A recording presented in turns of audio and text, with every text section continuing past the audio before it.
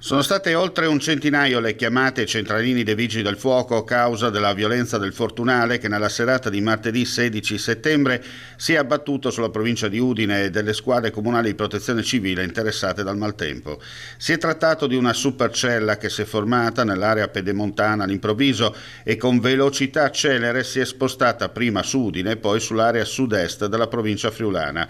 Epicentro cerchiato di rosso tra i comuni di Trivignano Udinese, San Giovanni a Natisone, Chiopris Viscone e San Vito al Torre.